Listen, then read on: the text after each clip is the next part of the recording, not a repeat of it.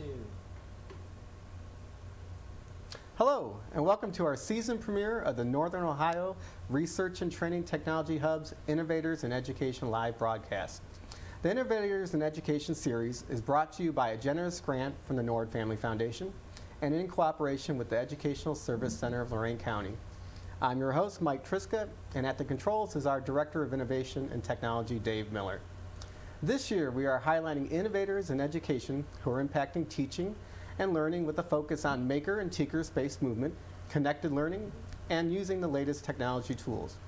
We are also reaching out to a much broader audience using our talk show broadcaster that enables us to connect to anyone, anywhere through Skype. Joining us in studio today is Jen Bengele from Vermilion Local Schools. Jen is the district technology coach, and today she'll be sharing her experience with Sphero. We will also connect to Kristen Schneid back at Vermilion High School through Skype. She is their high school art teacher. But first, here's Dave with some additional information about contributing questions to today's broadcast. All right. Well, thanks, Mike. Appreciate that. Hey, Mike get the easy job. So really, welcome to our session today on Connected Learning with Sphero. And if you have questions throughout our presentation today, I'll be checking those today. So there's two ways that you can ask questions. Number one, if you have a Twitter account, you can post that question via Twitter and use the hashtag North, N-O-R-T. Got to put that 2 in there, H. So N-O-R-T, the number 2, H. We also have a Today's Meet chat open, and that is today'smeet.com/North. So questions, please post those, and we'll be sure to address them. All right, as I said, we're talking to Jen Bengele. She's the district technology coach with Vermilion Local Schools. Jen is a Google certified trainer and a great presenter. I had the pleasure of sitting in on one of your sessions back at the Spark conference in August. I loved doing the Marshmallow Tower. That was great. Great way just to get everybody in that maker, that design process mindset. It was a lot of fun.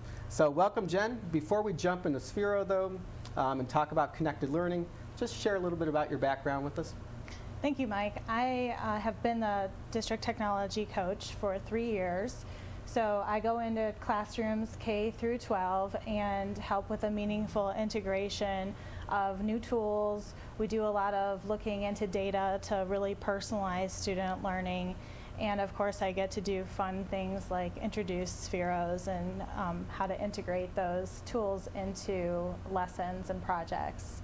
And prior to that, most of my experience comes from teaching life science over the past 18 years. I started out teaching, I've taught everything from 7th grade science, earth, physical, and life through undergraduate courses, Lorain Community College in the biology department. Oh, nice. All right. You know, we talk about the gender gap. Is often something that really stands out when we're talking technology and coding and getting people interested in computer science. Was there a specific event that got you into your current position? Well, when we went one-to-one about 8 years ago at the high school, I was just very much into posting all of my content online to make it available to students all of the time. And so as a result of my experience in doing that and finding high quality curriculum online, I gravitated towards this technology integration specialist position when it became open in my district. And then my first year in 2014 as technology coach, I had the opportunity to learn about an organization called code.org.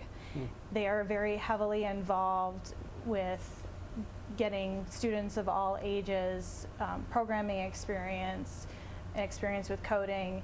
And after a training, I just realized how many computer scientists will really be in demand. So I feel that it's part of my mission to introduce the concept of coding to all of our students so that they know it's a viable employment opportunity in the future. Great. How are you growing the interest in computer science then with your students? Yeah, obviously you're introducing these cool things like Sphero, but how are you growing that interest in general? I've done a lot of vertical curriculum aligning. We are lucky enough to have a STEM teacher, K through 3, who does an amazing job at the elementary school. And so we actually start with a app called Codable. The kindergartners are even doing some programming at that level, and then that's continued on at the middle school with another STEM teacher 4 through 7. And at the high school, we really don't have anything available. So I offered to continue by teaching a computer science course at the high school, which I currently do now. And then this past December, during that International Week of Code, my computer science students and I volunteer to go into other classrooms throughout the district and do what's called an hour of code.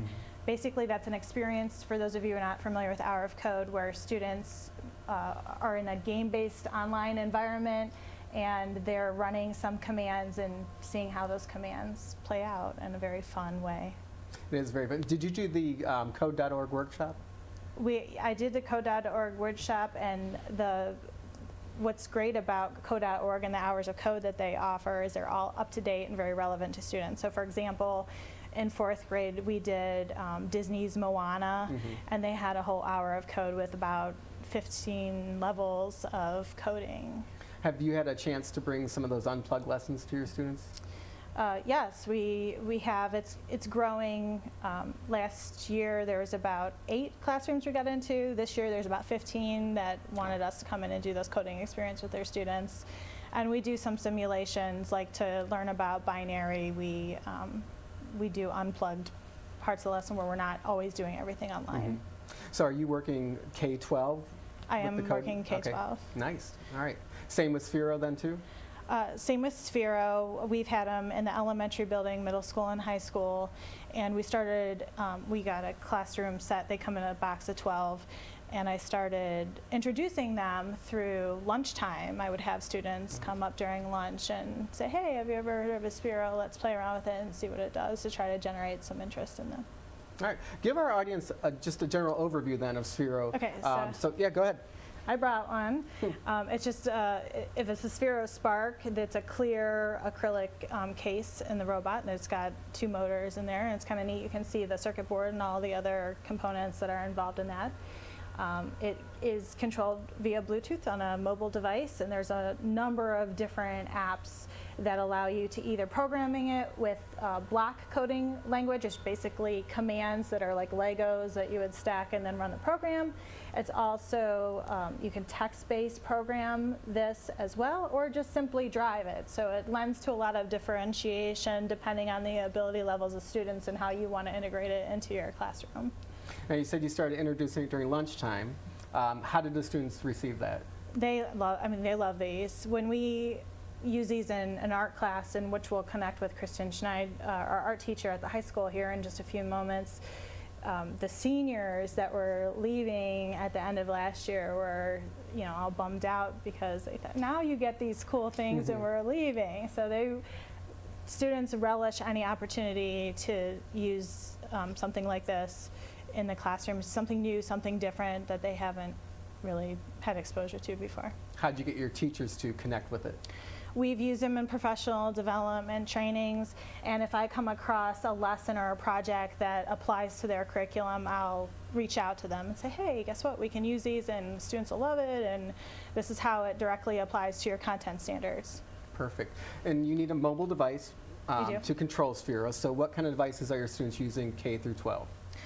In the elementary building, K through 3, we have a lot of access to iPads, fortunately, and so we'll use those to control the Spheros. And then as you progressively get into, we have a few iPads in the middle school, but at that point and beyond in the high school, students use their own devices, their smartphones. And you've mentioned a lot of apps. Usually when we're introducing it, we primarily stick to the Lightning Lab app, but you've mentioned a ton already just in our pre-interview discussion.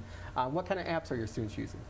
One of the more popular ones is the Drive and Draw, where there's a clear workspace on the app, and you can just use your finger and draw a design or write your name, and then when you run the program, the Sphero automatically will replicate that design.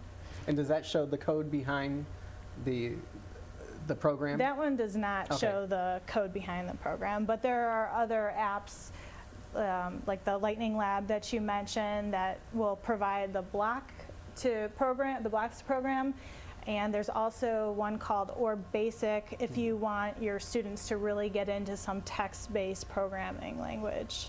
And for those that in our audience that are using Chromebooks, there is a Chrome Lightning Lab app that's available. Hopefully all the glitches have been worked out. Have you had a chance to use that one? Well, we're an Apple district, so we don't have any Chromebooks, but I do have the shortcut to the Lightning Lab available through Chrome on my browser. I've used it just a little bit. They kept pushing it off and off, but it's finally out. It does work, but I haven't had a chance to really dive deep into it. But it seems pretty neat. It seems just like the Lightning Lab app. And that Lightning Lab app is also helpful because people post ideas continuously of how they're using them in their classroom and some of the really neat things you can do with them. Oh yeah, I just signed in last week, and I found the hot potato program, which was a lot of fun. So introduced that to a couple teachers I was working with, and they had a blast. Everybody's so afraid sometimes of being rough with the Sphero, but you can dip it in They're paint. very durable. You can roll them across the floor into a wall.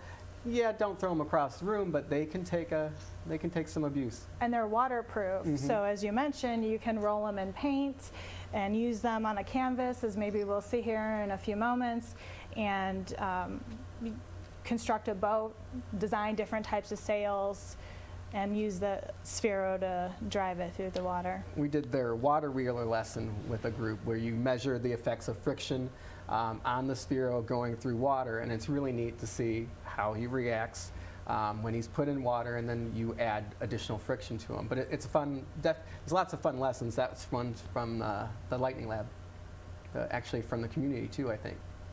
Are we connected with Kristen, Dave? We are, and I have the benefit of being able to preview what's occurring there, and they're actually having a lot of fun. It looks like they're painting with the Sphero right now. Perfect. So we're going to look at Kristen Snide. She's an art teacher in Vermilion, like I said before. She is right now having her students use Sphero in the classroom. So I think we're going to connect to her. Yeah, Want me to give let's her a shout out? switch this over here. Or at least see what her students are doing. How about that? Oh, I see some students there. There's Kristen. Hello, Kristen. Hi, Hi, guys. Kristen. Thanks for joining us today. Absolutely, absolutely. All right, tell us a little Yeah, bit about what we're going to see here. So we have a couple students that are painting up front here. We brought them up close so you guys can see them. Students are helping out and getting paint.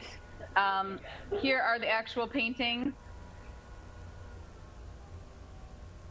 You can You got see, a rogue one there. Yeah, one's kind of just running wild right now. And then the other two, the one on the right, they're trying to make a tree, like a blossoming tree. The one on the left, he's just playing with stars. So usually I challenge them to try and make a design that they create. Like first, sometimes it's a landscape, sometimes it's a picture they draw, and I tell them they have to then create it using the robot. And they usually love me after this lesson. Are they using just the free driving app to do that, or are they actually coding like the star? Did they code the program to make a star? No, that one's free driving. Okay. But they do coding too. I had a student last year who did coding with it, and she found it was way more successful to just do the free drive when it comes to painting. And how are they applying the paint? I saw this in one of the videos that you sent us, but explain to our audience what they're doing. Yeah, so here, this is Mackenzie. Just up here. Is that So directly she on just- it, or does that have one of the protective coating? No cover. Okay. Yeah, no cover. It's directly on it. She just has rubber gloves on. She's rubbing it on there, and then she'll set it wherever Carson tells her to put it. She's got the remote control right now. Perfect. Thank you, Mackenzie. The image on the right, what are they doing? A tree there? Yeah, it's turned sideways right now, so. But yeah, a little landscape. The red. Huh? The red board. Wow. And we were talking about the Spheros being waterproof, so you can get paint on them. What else Yeah. have you been able to do with the Spheros in art class? I teach filmmaking too, and what Okay. we did with them is we'll sometimes make them create a film showing emotions. They change colors, speeds, things like that. So I would make them, it's just like an exercise where they have to try and create a whole film based on an emotion, and then the class has to guess what the emotion is that they're trying to achieve. And that was fun. That was a fun little one, and some of them were super frustrated, but others really got into it, and I mean, did an awesome job, because you can make it jump, you can make it bounce, you can do like all kinds of stuff with it too. So that's, you know, what those kids that got into it and really understood how to do that, they really excelled with their films.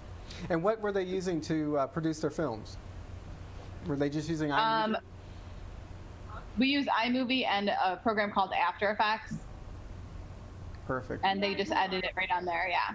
Yeah, I've seen that lesson before. It sounds like a lot of fun. So it's just like a 2-minute or even less video, right? Oh yeah, like a 30 to 45-second. Nice. And then we do have images of the photography students too. Dave, are you able to pull up a couple of those? I don't know if Kristen will be able to see those, but we can share them with the audience. Absolutely. We could do that. Yeah, these are really neat. They're it's time lapse, correct, Kristen? Yep, she Oh, did long okay. October. Okay, that Jump. was. Do you want to jump to the photography ones too? Then we can come back to the maze. Is that all right? Mm-hmm. You tell me where. Right. Oh, keep going. And of course, they're the last There we ones. go. Okay, there we there's go. one. There's one. Oh yeah, those are long exposures. Yeah, so my students, they went into a dark space, and then they drove the robot around while the shutter was open for a long period of time on a tripod, and then the light is just, the camera catches the light, and everything else that stays still just remains still on the picture. So those ones turned out really cool. Yeah, they did. This one's awesome. It's the way it's surrounding them. Yeah, that is a good one. So you're just in a storage closet there? Yeah, they're just in a storage closet. That's really neat. It came out nice. I like oh wow. that one too. Very nice. That's Do you want to walk us through some of the other ones then, Jen? Sure. The other images that we have? And we can come back to Kristen. We'll see how their students are doing.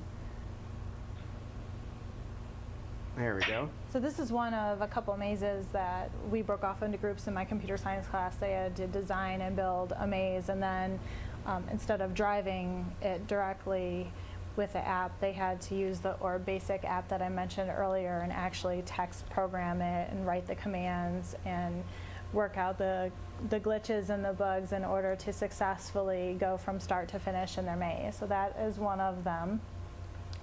And there's a couple more here as well. And they could use all sorts of different tools and supplies. This one was just a neat geometric shape that the students had followed along a specific path. And then there was another one that was made of cardboard There you that's go, yeah. circular. There it is, yeah. And it was challenging because they would run a program and then it would work, and then there'd be some glitches in it, and especially with this one with all the turns, and they had to really explore and trial and error with speed and direction and angle and And it everything. seems like What? speed and inertia is usually the thing that throws off. The program can work fine at a slower speed. As soon as you increase that speed, things start to operate a little bit different. Right. Oh, look, we have more images there. Oh, here's another one. Is this from Kristen's And class? that's from Kristen's class last year when we first introduced the Spheros. And so we started painting with them right away. That was like one of the first projects that we did. Can we jump back to Kristen's class? It looks like they popped some other images out there. What do So we have here, Kristen? hard to tell. Okay, so over here, these three that I laid down are 3 pieces that I'm sending on to an art show. It's called the Scholastic Art Show. It's one of the big county art shows. And these were done with the Spheros. Really? So here's one of downtown Cleveland that a kid made. And he masked off the entire city and then did the sky, and then came back and did the black. And then there's a mountains one that this girl did. Wow, that's impressive. Yeah, so they turned out really cool, and those are ones that were done with the Spheros. Very nice. And those are going to, is that Lorain County? Yep, the Lorain County Scholastic Art Show. Oh, we'll have to look for them. I think, do they have those displayed out here also, Dave? Yeah, I think some of those are. I think so. All right. Yeah, there's a Cuyahoga one too. Oh, go ahead. Sorry, Chris. Cuyahoga. Were you asking about the art show? Yes. Yeah, Cuyahoga has their own, and then Lorain County has their own. It's a judge show, so the pieces could get denied, or they'll move on and they'll be in the actual show. So hopefully we'll make it in. Good. Hopefully we'll see them. And so they'll see those there. So they'll have a description saying how it was made too, right? They can. Yep. You can write a Nice. description. Yeah, I think that'll push them over the top. Yeah, Those they are look really neat. amazing. The backgrounds and the skies. Yeah, for sure. All right. Well, thank you, Kristen. It was great talking to you, and thank you, students. No problem. Thank you guys for Thank you, Mrs. having us. Schneid. Yeah. Thank you, art students. Have a great day, everyone. Thank you. You too. All right. Bye. Bye. Bye, guys. Obviously, there's some cross-curricular connections there. We're connecting to art, definitely. What other cross-curricular connections are you making with Sphero? Really, you're only limited by your imagination. So the obvious other areas of content would be science, where you and I had just talked about, looking at frictional forces and how that affects the Sphero as it's propelled through water. But you can look at time, distance, speed, acceleration, angle. You can use them in geometry and also statistics and math. And I'm trying to get the English teachers to recreate a scene in one of Shakespeare's tragedies with just the Spheros, where each Sphero would represent a character in a scene, and then the other groups would have to guess which scene they're being reenacting with the Spheros, because they can change different colors, and you can convey moods just like Kristen was talking about with the robots emotion, yes, and with the emotions. movies, Yeah. yes. So, I mean, if you think about all the thought process that would have to go into a project like that, that's a lot of critical thinking. The students are going to really have to understand what interactions are happening in the scene, and really know about character background and emotional state in order to pull that off. So, Well, good and luck. That'll be interesting. actually, tomorrow we're going to be using them at the middle school in 7th grade science to propel Roman chariots that the students are going to make out of miscellaneous materials. Did they start the chariots yet? They're going to start the chariots tomorrow. I actually have to deliver our 12-pack of Spheros to the 2 history teachers, and students will kind of get an idea of how they're going to use the Sphero as the driving force of the chariot, and then they're going to have to use those materials to construct one. That brings up an interesting question. How many Spheros do you have in the district then? In the district, we have 12 that Okay. circulate throughout. So you're the one taking those and to I'm classrooms? the one that all right. takes them around to each building and classroom that as needed. Perfect. Does Kristen use them a lot more than? She uses them quite a bit. She's very innovative when it comes to using new technologies, and she liked them immediately. And when I introduced them to her in the spring, and so she's, as you can see from our connection with her, she's real eager to use them with the students. Perfect. Outside of the middle school lesson you just mentioned, and Kristen, describe some of the other lessons that you're using in elementary, in middle, and then high school. Well, in the elementary, we've just gotten to the point where they've been introduced. We've done a couple lunch STEM sessions with them, and I'll be in the process of working with Brian Hayes, who's a STEM teacher down there, to integrate them and use them more often. We've only had them since the spring, so Okay. we're trying to get the ball rolling on using them. No pun Nice. intended. And then what about middle school? The middle school, the first project that we'll be doing there will be the chariots, but there's a lot of mathematical lessons I'd really like to get into that apply to the 5th grade math content standards. Okay. And then outside of Kristen's group, how has the high school utilized Sphero? Besides Kristen, they haven't been used much. I'm really trying to get together with a physics teacher and use them for an acceleration lab. And then, as I mentioned, I'd like to get those into the English department to try to use them in some way as well. All right, great. Are there any guiding questions that our teachers can use when they're designing activities to incorporate Sphero? These are more general questions. I think that can apply to any technology, but first and foremost, how can I make my lesson or project more student-centered, more interactive, so they're the ones doing the critical thinking and not the teacher. And so that would be my very first guiding question. And secondly, you know, that's great to have technology, but using it just for the sake of using it isn't going to make a meaningful impact. So what tools and equipment could I incorporate that are available to me that directly apply to my lesson and are going to make the greatest educational impact on my students?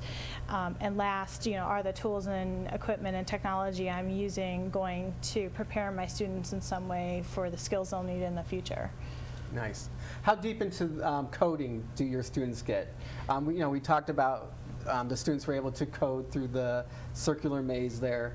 How deep, and I get specific about what kind of code programs they're using, what language they're using. Well, thus far, we just use the OR basic language, but there is that OVAL language that you and I have talked about. These can also be programmed with JavaScript and, you know, C++ and other languages, and we've not gotten to that point yet. You know, my background being in life sciences, I'm also learning with the students, and so we've just used that OR basic language so far. Perfect. And you mentioned, you know, some of the questions that teachers can ask to guide their instruction. Those don't necessarily fall into technology, they're just good questions in general. One of the biggest obstacles our teachers have is relinquishing that control in their classrooms. What suggestions do you have for our teachers, whether it be using Sphero or really anything like you said? The first and foremost piece of advice that I would offer, if there is help available, take advantage of that. So if you have a technology coach or technology integration specialist in your district, or just a colleague who is very innovative with technology, invite him or her to come into your classroom and say, hey, we're going to be learning about this. Do you have any ideas for me, or would you even like to come into my classroom and model it for me, or actually complete the activity of the lesson with my students so I can see how that works, and know that your students are going to love doing something different. They're not going to be fearful when it comes to trying things like the Sphero, like we are. And there's been that huge push for developing grit and perseverance with our students and trial and error. And having an attitude of, you know what, we're going to try this. Hopefully it works. It may not, but you know, showing the students that you're willing to go outside your comfort zone, do something different, and try something to engage them, I think is a good leading by example. Definitely. So let's be fearless and have that grit and perseverance that we want to have our students have. And your teachers are very lucky to have you in Vermilion to be that support too, because you know, not every district has a technology coach or someone to support that initiative, but it's great that they have you. Thank you. So we're going to throw it over to Dave right now. I think he has some questions from our audience. Go ahead, Dave. Yeah, so first question here is there any kind of research supporting the design process and using Sphero in the classroom? I've actually looked specifically regarding Sphero, but I have done some research into brain activity. And recently I was able to see Dr. Foos from Ohio State, and he referenced some work that an MIT professor had done. And they basically showed brain scans of students watching TV and brain scans of listening to lectures. And it's basically the same, and the brainwaves are like this tall, as opposed to something interactive where the students, again, are the ones that are engaged and really thinking. And so Sphero is just a tool that would meet that criteria, get those brain waves increasing. We don't want our students to be flatlined throughout the day in school. That's a good way to put it.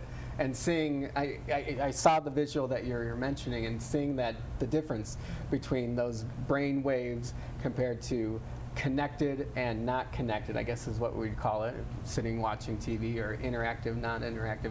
It's quite a difference. Yes, we want active learners as opposed to passive learners. They're not, as much as we love to talk about our content and what excites us, we need to realize that a lot of others don't maybe share our enthusiasm, and we'll have to try different, more innovative ways to get the content across to our students. And it is a big shift. Even in professional development, you know, you're invited to come in and share some experience or share some new technology, and you feel like you have to be the one up there talking the whole Deliver it. time. But it often works out best if you reserve that, at least we talk about 50-50 time, 50% me talking, 50% interaction. And it really does have a much bigger impact. Yeah, we've really been trying to move towards that in our own professional development with our staff in Vermilion, where we've actually set up centers and had things like the Spheros and Little Bits and other tools, 3D pens out on the tables. And okay, we're going to go to all of those stations. This is what your task is at the station, and apply it to lessons that you have coming up. So we're trying to make that shift as well from, as you said, a professional development standpoint. Perfect. Anything else, Dave? One more question here. Are there any other resources educators can use to help bring Sphero into their classroom? We mentioned the Lightning Lab, which does provide the live feed of ideas and sharing. So it's like a Sphero learning community. I would also go to Pinterest. There's quite a few Sphero-related project ideas on that resource as well. Nice. What other exciting things are going on at Vermilion schools that you have a hand in? Well, we just ran a couple of those breakout EDU sessions, which are a ton of fun, a lot of work to set up, but I did one with my computer science class involving encryption, and then our honors biology class did one about cholera outbreaks. And so basically the students have to read through a series of clues, or maybe go to a QR code or look at a digital photograph, and then based on those clues open these series of locks that will lead you to the final lockbox to find out what's inside. So we've been doing more of those, which are fun for both teacher and student, and just learning a lot of information. We also, my computer science class is working in partnership with our entrepreneur class to develop an app for our coffee shop, which is at the high school. And we're working in partnership with the art class, making a replica of a BB-8 robot. Oh, So wow. that goes, yeah. The art class is doing The that? art class is making the actual shell of the robot, and then they approached our computer science students and said, hey, if we make the outside, will you try to get it up and running? So that is our big Explain what BB-8 is for our audience real quick. Oh, well, if you don't know what BB-8 is. So BB-8 is a robot that was introduced in last year's Star Wars movie, and he just has a great personality, just like R2-D2. And so it's a Sphero. Actually, Sphero has a BB-8 model that they came out with, and so this would be the body of BB-8, and then it has a magnetic half spherical head that when rotate and it looks just like BB-8, which is really cool. Looks, and his little I know, head stays on the top as you Sphero roll. is almost exactly like BB-8, and actually I haven't gotten one because I was going to get one for my kids under the disguise, and then just you know, take it from them and use it myself. But it's supposed to actually like learn your voice and some of your commands and follow you around. And now they have that wristband that you can command with it. So The one the art class is making, is it going to be similar in size and shape, no, or it's they're going to do big? We took a beach ball that we had blown up and paper mache'd the outside of it, and now we're smoothing that down. They're going to paint it, and we've ordered some electrical components like an Arduino and a Bluetooth module, and going to try to put it together. Oh, well, good luck. That sounds like a lot of fun. You might have to come back on and share that with Sure. us. Well, Or we might have depends to do on it how remote. it turns out. Well, it'd be fun to watch the whole process, though. Yeah. That would be neat to. Are you in any way recording each step? We are not, just because I'm not with the art students at the time that they're creating. And it's really one or two students who really want to be involved with that. But as soon as the framework of the BBA is created, we'll start making, putting the electronic components together on the inside, and then I'll document that. That'll be really cool. All right, well, thank you. I think that's a great place to wrap up. Thanks to our guest, Jennifer Bengele, for joining us, and thank you back at Vermilion High School to Kristen Schneid and her art students for helping us just learn different ways to implement Sphero into our classrooms. We look forward to hearing more from you in the future. Again, we'd like to thank the Nord Family Foundation and the Educational Service Center of Lorain County for making this broadcast possible. Please follow us at North, that's at NORT2H, and at Make Tech Fun for the latest in innovators and education updates.